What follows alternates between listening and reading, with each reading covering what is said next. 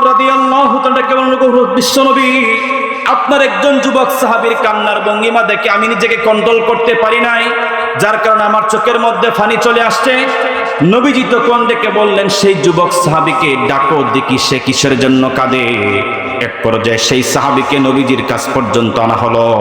নবীজি বন্ধুরা আমার সেই যুবক সাহাবীকে ডেকে বলতেছে, এই সাহাবী, এই যুবক, তুমি কাঁদো কেন, কি হয়েছে তোমার?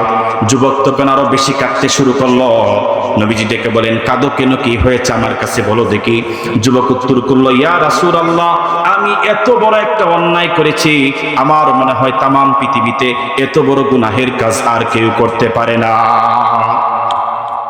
গুনাহের দ্বারাতে আমাদের কি কি ক্ষতি হয়, এই ক্ষতি প্রসঙ্গে কয়েকটা কথা বলবো, খুব ভালো করে বুঝবেন। এক নাম্বার, আল্লাহ তাআলা আমাদেরকে ইমানদার হিসেবে কবুল করেছে। কি হিসেবে কবুল করেছে? ইমানদার হিসেবে কবুল করেছে। এই ঈমান একটা মানুষের জীবনে সবচেয়ে মহামূল্যবান সম্পদ। ঈমান মানুষের জীবনে মহামূল্যবান সম্পদ। এই ঈমান এমন এক মহামূল্যবান সম্পদ, কোন ব্যক্তি ঈমান যদি অর্জন না করতে পারলো, পৃথিবীর সব কিছুই সে অর্জন করতে পারছে, ঈমান সে অর্জন করতে পারে নাই, এই ব্যক্তির অবস্থাটা একটা কুকুরের চাইতে আরো নিকৃষ্ট। হোক নাউজুবিল্লাহ। কেন? একটা কুকুর মরার পরে তার কোন হিসাব হবে না। একটা বেঈমান যার ভিতরে ঈমান নেই, কাফের, মুশরিক, নাস্তিক, বেঈমান, সে মরার পরে তার হিসাব হবে কি হবে না? হিসাব হবে তার। এজন্য একটা মানুষের জীবনে সবচেয়ে বড় মহামূল্যবান সম্পদ হচ্ছে ঈমান। আমাদের শরীরের মধ্যে রোগ হয় কি হয় না? রোগ হয় না? শরীরে রোগ হয় না? দেখবেন আপনার শরীরে যদি রোগ হয়, যদি ব্লাডে কোনো সমস্যা হয়, রক্ততে কোনো সমস্যা হয়, রক্ত পরীক্ষার জন্য মেশিন আছে কি নেই? আছে না? আপনার প্রস্রাবে যদি কোনো সমস্যা হয়, এগুলো টেস্ট করাবার জন্য মেশিন আছে কি নাই? রয়েছে। আপনার শরীরে তাপ, জ্বর হচ্ছে, জ্বর জ্বর জ্বর বুঝেন তো? জ্বর উঠছে, এই জ্বর মাপার জন্য থার্মোমিটার আছে কি নেই? আছে না? আছে। ঠিক তদ্রুপ আপনার ঈমান কতটুকু শর্টেজ আছে, আপনার ঈমান কতটুকু ভালো আছে, এটা মাপারও থার্মোমিটার, এটা মাপারও মেশিন আছে। সুবহানাল্লাহ বলেন। আল্লাহু আকবার। আল্লাহ। ঈমান সতেজ নাকি দুর্বল, ঈমানটা কি সুস্থ আছে নাকি দুর্বল হয়ে গেছে, এটা মাপারও আল্লাহর রাসূল আমাদেরকে মেশিন দিয়ে গেছেন। সুবহানাল্লাহ বলেন। কি মাপার মেশিন? ঈমান মাপা। ঈমান কতটুকু সতেজ আছে, ঈমান কতটুকু দুর্বল আছে, আপনি বুঝবেন কিভাবে? এটা বুঝেন, এই মেশিনের নাম কি? খুব সুন্দর বিষয়, ঈমান মাপার বিষয়। আল্লাহ রাসূল বলে গেছে, সৎভাবে বলি, আপনারা যেভাবে বুঝবেন এইভাবে বলতেছি। একটা মানুষ তার ঈমান কতটুকু সুস্থ আছে, কতটুকু ভালো আছে, বুঝবে কিভাবে? সে খুব ভালো করে বুঝবেন। একটা ঈমানদার ব্যক্তি যদি ভালো কাজ করার পর তার অন্তরের মধ্যে ভালো লাগে, কি কাজ করার পর কি লাগলে? ভালো কাজ করার পর ভালো লাগলে, খারাপ কাজ করার পর যদি তার অন্তরের মধ্যে খারাপ লাগে, তাহলে বুঝতে হবে ওই ব্যক্তির ঈমান সতেজ আছে, ওই ব্যক্তির ঈমান ভালো আছে। সুবহানাল্লাহ বলে। ঈমান মাপার মেশিনের কথা কি বললাম? ভালো কাজ করলে অন্তরের মধ্যে কি লাগবে? ভালো লাগবে। খারাপ কাজ করলে অন্তরের মধ্যে কি লাগবে? খারাপ লাগবে। যদি এমন অনুভূতি আপনার ভিতরে হয়, তাহলে আপনি বুঝবেন আপনার ঈমান সতেজ আছে, আপনার ঈমান ভালো আছে। সুবহানাল্লাহ বলেন। সুবহানাল্লাহ বলেন। এটা হচ্ছে ঈমান মাপার মেশিন। আল্লাহ রাসূল বলে গেছে, ভালো লাগলে, যদি ভালো কাজ করলে যদি অন্তরে ভালো লাগে, খারাপ কাজ করলে যদি অন্তরে খারাপ লাগে, তাহলে বুঝতে হবে ওই ব্যক্তির ঈমান সতেজ আছে, ঈমান সুস্থ আছে, ভালো আছে। পক্ষান্তরে বিষয়টা যদি এমন হয়, খারাপ কাজ করতেছে, খারাপ তার অন্তরের মধ্যে লাগে না, ভালো কাজ করতেছে, সে অন্তরের মধ্যে ভালো কিছু অনুভূতি করে না, তাহলে বুঝতে হবে ওই ব্যক্তির ঈমানের মধ্যে সমস্যা রয়েছে। বুঝাইছে বিষয়টা? আজকে ওয়াজ মাহফিলে আসছেন, ওয়াজ শুনতেছেন, ওয়াজ শোনার পর দুই দেখেন মনের মধ্যে আলহামদুলিল্লাহ ভালো একটা অনুভূতি, আলহামদুলিল্লাহ মনের মধ্যে একটা শান্তি, এটা আল্লাহর কুদরতি পক্ষ থেকে এক শান্তি। এই শান্তি যদি মনের মধ্যে অনুভব করতে পারেন, তাহলে বুঝবেন আলহামদুলিল্লাহ আপনার ঈমান ভালো আছে। একদিন গুনাহের কাজ করছেন, মোবাইলে খারাপ ছবি দেখছেন, কাউকে খারাপ গালি দিচ্ছেন, মোবাইলে ছবি দেখছেন, অথবা যে কোনোভাবেই নৃত্য নাচ গানের মধ্যে অংশগ্রহণ করে নৃত্য নাচ গান দেখছেন, শুনছেন, এই সমস্ত খারাপ কাজ করার পর দুই দেখেন মনের মধ্যে খারাপ খারাপ কেমন কেমন অশান্তি অশান্তি লাগতেছে, তাহলে বুঝবেন আপনার ঈমান কি আছে? ভালো আছে। মনে থাকবে তো ইনশাল্লাহ? এই বিষয়টা আপনাদের মনে থাকবে না? ঈমান মাপার মেশিনটা মনে থাকবে না? ভালো কাজ করলে ভালো লাগলে, খারাপ কাজ করলে যদি খারাপ লাগে, বুঝবেন ঈমান ভালো আছে। পক্ষান্তরে খারাপ কাজ করতেছেন, অন্তরের মধ্যে কোনো খারাপের কোনো একটা এই অশান্তির কোনো ভাব নেই।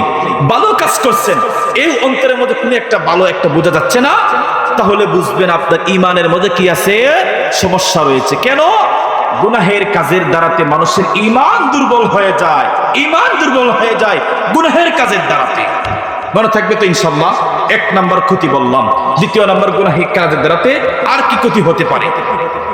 দ্বিতীয় নাম্বার শুনেন, একটা মানুষ যখন গুনাহের কাজের মধ্যে শিরকত অর্জন করে, এক কথায় গুনাহের কাজের মধ্যে যখন কোনো মানুষ অংশগ্রহণ করে, হাদিস শরীফের মধ্যে রাসূল বলেন যে ব্যক্তি কবিরা গুনাহের কাজের মধ্যে শরীক হয়, কবিরা গুনাহের কাজের মধ্যে লিপ্ত হয়, এই গুনাহের কাজে লিপ্ত থাকা অবস্থায় তার ভিতরে ঈমান থাকে না, ঈমান থাকে না। কি বললাম কথাটা? একটা ঈমানদার ব্যক্তি যখন কবিরা গুনাহের মাঝে লিপ্ত হয়, তখন তার ভিতরে কি থাকে না, ঈমান থাকে না। যতক্ষণ পর্যন্ত সে কবিরা গুনাহের কাজে লিপ্ত অবস্থায় থাকবে, ঈমান তার থেকে বের হয়ে অন্য জায়গায় থাকবে। যেই সময় সে কবিরা গুনাহের কাছ থেকে শেষ ফারেক হবে, তখন আবার ঈমান তার ভিতরে এসে ডুববে। কিসের জন্য? আপনারা বলেন তো দেখি, দুধ আর গরুর যে প্রস্রাব, দুটা কোনোদিন এক করা সম্ভব? আপনারাই বলেন। তেল আর পানি কোনোদিন এক করা সম্ভব? করছেন কারণ না। কিয়ামতের আগ পর্যন্ত তেল আর পানি আপনি একত্রিত করতে পারবেন না। ঠিক তদ্রূপ নেকি, এই গুনাহের কাজ আর ঈমান করছেন কালেও এই দুই জিনিস একত্রিত হতে পারে না। এজন্য যতক্ষণ পর্যন্ত একটা মানুষ গুনাহের কাজের মধ্যে লিপ্ত থাকে, তার ভিতরে ঈমান থাকে না। কেন?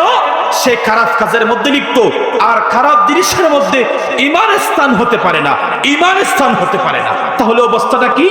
এখন একটা মানুষ গুনাহের কাজের মধ্যে শিরকত অর্জন করলো, তার ভিতর থেকে ঈমান বের হয়ে গেল। আল্লাহ না করুক, সে যদি ইন্তেকাল করে, ঈমানদার অবস্থায় ইন্তেকাল করলো না বেঈমান হয়ে ইন্তেকাল করলো? কি হয়ে ইন্তেকাল করলো? বেঈমান হয়ে ইন্তেকাল করলো। এজন্য গুনাহের কাজের মধ্যে লিপ্ত যে সমস্ত যুবক, মহিলা, পুরুষ যে মানুষ থাকে, মনে থাকবেন, মনে রাখবেন, গুনাহের কাজের মধ্যে শিরকত হওয়া অবস্থায়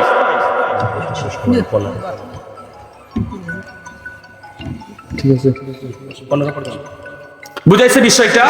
গুনাহের কাজে লিপ্ত থাকলে মানুষের ঈমান দূর হয়ে যায় গুনাহের কাজের কারণে। এজন্য গুনাহের কাছ থেকে আমাদেরকে বিরত থাকতে হবে। মুসলমান ভাইরা, আমার কথাগুলো ভালো করে দিল দিয়ে বুঝবেন। শুধুমাত্র 1 টাকার গুজারি বলে আপনাদের কাছ থেকে আমার বিদায়ের পালা ইনশাআল্লাহ তাআলা। গুনাহের দ্বারাতে আল্লাহ তাআলা মানুষের তওবার দ্বারাতে আল্লাহ তাআলা মানুষের গুনাহগুলোকে কেমনে মাফ করে দেন। বিশ্ব নবীজির জামানায় বন্ধুরা আমার একজন যুবক সাহাবী ছিল বন্ধুরা আমার, হযরতে উমরে ফারুক রাদিয়াল্লাহু তাআলা আনহু কি করলেন, একদিন নিজের বাসা থেকে রওনা করেছেন, বিশ্ব নবীজির বাসা পর্যন্ত যাবেন। উমরে ফারুক নিজের বাসা থেকে বের হইছেন, বিশ্ব নবীজির বাসা পর্যন্ত যাবেন। রাস্তার মধ্যে একজন যুবকের সাথে সাক্ষাৎ হয়ে গেল। তাকে দেখতেছেন, যুবক খুব সাংঘাতিক ভঙ্গিমায় কাঁদতেছে। উমরে ফারুক সেই যুবকের কাছে গিয়ে জিজ্ঞাসা করলো, যুবক কি হয়েছে, তুমি কাঁদো কেন? যুবকটা উত্তর করলো, আমি এত বড় একটা গুনাহের কাজ করেছি, আমার মনে হয় তামাম পৃথিবীর মধ্যে কোনো মানুষ এত বড় গুনাহের কাজ করতে পারে না। হযরত উমর বন্ধুরা আমার সেই যুবকের কান্না দেখে নিজেও কাঁদতে শুরু করলেন। আর রেখে বলেন, যুবক শান্ত হও, কেঁদো না। যুবক উত্তর করলো, তুমি যদি আমাকে শান্ত করতে চাও তাহলে বিশ্ব নবীজির দরবার পর্যন্ত আমাকে নিয়ে চলো। বিশ্ব নবীজির দরবার পর্যন্ত আমাকে নিয়েছিল। এক পর্যায়ে উমরে ফারুক রাদিয়াল্লাহু তাআলা আনহু বন্ধুরা আমার সেই যুবককে নিয়ে বিশ্ব নবীজির দরবার পর্যন্ত চলে গেছেন। যাওয়ার পর বন্ধুরা আমার ফারুক আজম যুবককে ডেকে বলতেছেন, যুবক তুমি ইন্তেজার করো, আমি ভিতরে ঢুকে দেখে আসি বিশ্ব নবীজির অবস্থা কেমন। ফারুক আজম যখন নবীজির বাসার মধ্যে ঢুকলেন, নবীজি তাকিয়ে দেখলেন উমরের চোখের মধ্যে পানি দেখা যায়। নবীজি জিজ্ঞাসা করলেন, উমর তোমার চোখের মধ্যে পানি কেন? উমর রাদিয়াল্লাহু তাআলা বললেন, বিশ্ব নবী আপনার একজন যুবক সাহাবীর কান্নার ভঙ্গিমা দেখে আমি নিজেকে কন্ট্রোল করতে পারি নাই, যার কারণে আমার চোখের মধ্যে পানি চলে আসছে। নবীজি তখন ডেকে বললেন, সেই যুবক সাহাবীকে ডাকো, দেখি সে কিসের জন্য কাঁদে। এক পর্যায়ে সেই সাহাবীকে নবীজির কাছ পর্যন্ত আনা হলো। নবীজি বন্ধুরা আমার সেই যুবক সাহাবীকে ডেকে বলতেছে, এই সাহাবী, এই যুবক, তুমি কাঁদো কেন, কি হয়েছে তোমার? যুবক তখন আরো বেশি কাঁদতে শুরু করলো। নবীজি ডেকে বলেন, কাঁদো কেন, কি হয়েছে আমার কাছে বলো দেখি। যুবক উত্তর করলো, ইয়া রাসূলুল্লাহ, আমি এত বড় একটা অন্যায় করেছি, আমার মনে হয় তামাম পৃথিবীতে এত বড় গুনাহের কাজ আর কেউ করতে পারে না। নবীজি ডেকে বললেন, তুমি কি এমন গুনাহের কাজ করেছো বলো দেখি। যুবক তখন ডেকে বলতেছে, ইয়া রাসূলুল্লাহ, আমি একটা নিকৃষ্টতম পেশার কাজ করি। বলে, কি পেশার কাজ করো? যুবক উত্তর করলো, আমার এলাকার মধ্যে যখন কোনো মানুষ ইন্তেকাল করে, ইন্তেকাল করার পর তার আপনজন তাকে গোসল করে যখন কবরের মধ্যে রাখে, কবরের ভিতর রাখার পর দিন শেষ হয়ে যখন রাত্রি নেমে আসে, আমি তখন ওই কবরের মধ্যে গিয়ে কবরের মাটিগুলাকে সরায়, কবরের কাফন কাঠিগুলাকে সরিয়ে ওই মৃত ব্যক্তির কাফনের কাপড়গুলাকে চুরি করে আমি বাজারের মধ্যে নিয়ে বিক্রি করি, তারপর আমি আমার জীবনের জীবিকা উপার্জন করি। নবীজি ডেকে বললেন, যুবক, এটা তো গুনাহ ঠিক আছে, তাহলে এটা তো এত বড় কোনো গুনাহ না, তুমি তো বলছো আরো সাংঘাতিক পর্যায়ে গুনাহ করছো। যুবক ডেকে বলতেছে, ইয়া রাসূলুল্লাহ, এটা আমার মূল গুনাহ নয়। আমার মূল গুনাহটা হচ্ছে অল্প কিছুদিন পূর্বে আমার এলাকার মধ্যে একটা সুন্দরী রমণী মেয়ে ইন্তেকাল করলো। ইন্তেকাল করার পর ওই মেয়েটাকে তারা পর্যন্ত গোসল করে কাফন দাপন করে যখন কবরের মধ্যে রাখলো, কবরের মধ্যে রাখার পর যখন দিন শেষ হয়ে রাত্রি নেমে আসলো, আমি তখন ওই মহিলার কবরের মধ্যে গেলাম তার কাফনগুলাকে চুরি করার জন্য। আমি ওই কবরের মধ্যে গিয়ে যখন মাটিগুলা সরালাম, মাটিগুলা সরিয়ে যখন আমি ওই কবরের ভিতরে ঢুকলাম, ঢুকে যখন সেই মহিলার কাফনের কাপড়গুলাকে চুরি করে নিয়ে আসতেছিলাম, ঠিক সেই সময় শয়তান আমাকে ধোঁকা দিতে শুরু করলো। শয়তান আমাকে ডেকে বলতেছে, রে যুবক, শুধুমাত্র কি তুই 5টা কাফনের কাপড় কবর থেকে নিয়ে যাইতে চাস, আর কিছু কি তোর নিতে চাই না? তুই একবার একটু তাকিয়ে দেখ কবরের মধ্যে কত সুন্দরী রমণী একটি মেয়েকে রাখা হয়েছে। যুবক উত্তর করে, ইয়া রাসূলুল্লাহ, আমি শয়তানের ধোঁকায় পড়ে যখন সেই কবরের মেয়েটার দিকে তাকালাম, তাকিয়ে দেখি অত্যন্ত বিউটিফুল সুন্দর একটা মেয়ে। আমি শয়তানের ধোঁকায় পড়ে গেলাম। শয়তানের ধোঁকার মধ্যে পড়ে আমি ওই মেয়ের সাথে অপকর্মে জিনার কাজের মধ্যে লিপ্ত হয়ে গেলাম। এক পর্যায়ে কবরের মধ্যে সেই মৃত মেয়েটার সাথে জিনার কাজ করতে করতে যখন আমি তৃপ্তি অর্জন করলাম, তৃপ্তি অর্জন করে যখন তার কবর থেকে বের হইতেছিলাম, ঠিক সেই সময় আমার মনে হচ্ছিল যেন কে আমাকে ডেকে বলতেছে, রে যুবক, তুই এটা কি করলি?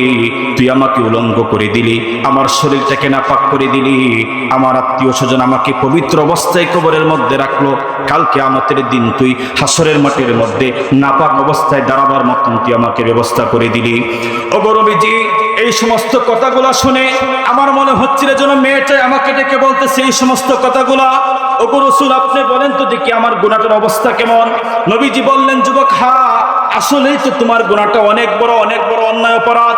এই কথা শুনে যুবক বুঝতে পারলেন নবীজি যেহেতু বলে ফেলেছেন সবচাইতে বড় অপরাধ, খুব বড় অপরাধ, তাহলে তো আমার আর বাঁচার কোনো কায়দা নেই। যুবকটা বন্ধুরা আমার নিজের বাড়িঘর সবকিছুকে ফেলে রেখে পাহাড়ের মধ্যে চলে গেলেন।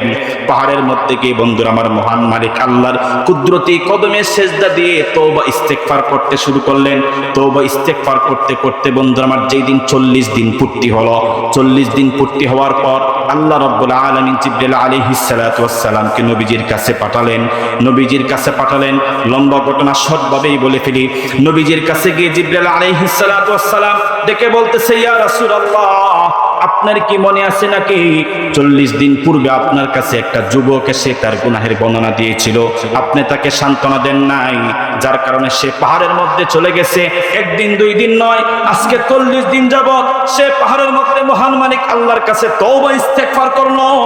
মহান মালিক আল্লাহ তার তওবা ইস্তেগফারকে কবুল করে আপনার কাছে আমাকে পাঠাইছেন।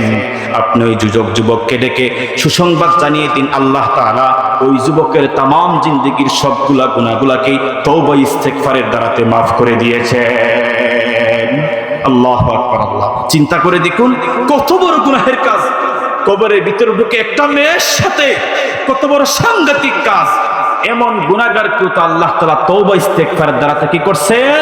মাফ করে দিয়েছেন। মুহতারাম, আপনাদেরকে আমি যেটা বুঝাইতে চাইলাম, তওবা ইস্তেগফার এত বড় এক মেডিসিন। জীবনে যত বড় গুনাহের কাজে করেন না কেন, তওবা ইস্তেগফারের কাছে যত বড় গুনাহ হোক, তওবা ইস্তেগফারের কাছে সেই গুনাহ বড় দুর্বল। তওবা কিভাবে করবেন, তওবা কোন পদ্ধতিতে করবেন, কিভাবে করবেন, এগুলা বলার ইচ্ছা ছিল, সময় শর্ট বলতে পারতেছি না। তবে একটা মেসেজ দিয়ে আপনাদের কাছ থেকে বয়ান শেষ করে দিচ্ছি আমি। তওবা হচ্ছে 5টা জিনিসের সমন্বয়। তওবা কয়টা জিনিসের সমন্বয়? 5টা জিনিসের সমন্বয়। 1 নাম্বার, তওবা কিভাবে করবেন? 1 নাম্বার, জীবনের অতীতের সমস্ত গুনাহের কথা মহান মালিক আল্লাহর কাছে স্বীকার করে কেঁদে কেঁদে আল্লাহর কাছে মাপ চাওয়া, 1 নাম্বার শর্ত। 2 নাম্বার, যে গুনাহের জন্য তওবা করতেছেন সেই গুনাহের কাজ ছেড়ে দিতে হবে। সেই গুনাহের কাজ কি করতে হবে? ছেড়ে দিতে হবে। 2 নাম্বার। 3 নাম্বার, মহান মালিক আল্লাহর কাছে পাক্কা ওয়াদা দিতে হবে, মালিক ভবিষ্যৎ জীবনে আর কোনোদিন গুনাহের কাজ করব না। এই 3টা হচ্ছে তওবার সবচাইতে গুরুত্বপূর্ণ বিষয়। এই 3টার সাথে আরো 2টা রয়েছে। কি? গুনাহটা হয়তো আল্লাহর হক নষ্টকৃত কোনো গুনাহ হবে, ফরজ ওয়াজিব এমন কোন গুনার কাজ আপনি ছেড়ে দিয়েছেন, আল্লাহর হক নষ্ট করেছেন, এমন কোন গুনাহের কাজ করে থাকলে সেই ফরজ ওয়াজিব গুলার কাজা আদায় করে দেওয়া। কি আদায় করে দেওয়া? কাজা আদায় করে দেওয়া। 4 নম্বর গুনাহের এই তওবার সব 4 নম্বর, আল্লাহর বিধিবিধান গুলাকে কাজা আদায় করে দিবেন। 5 নম্বর, কোন বান্দার হক যদি নষ্ট করে থাকে তাহলে সেই বান্দার হক আপনাদের ফিরিয়ে দিতে হবে। সেই বান্দার হক গুলাকে ফিরিয়ে দিয়ে বান্দার কাছে মাফ নিতে হবে, তারপর মহান মালিক আল্লাহ মাফ করবেন। তওবার কয়টা শর্তের কথা বললাম? 5টা শর্ত। এই 5 শর্ত যদি আপনার মধ্যে থেকে থাকে তাহলে আপনার তাওবাতুন নাসুহা, আপনার তওবা খাঁটি তওবা। এই 5 জিনিসের সমন্বয় হচ্ছে তওবা। আল্লাহ তাআলা আমাদের সকলকে তওবা ইস্তেগফার সম্পর্কে সংক্ষিপ্ত সময়ের মধ্যে যে কথাগুলা বললাম সেগুলাকে হৃদয়ে অঙ্গন করে আমল করার মতন তৌফিক দান করুক। সকলে বলুন আমিন।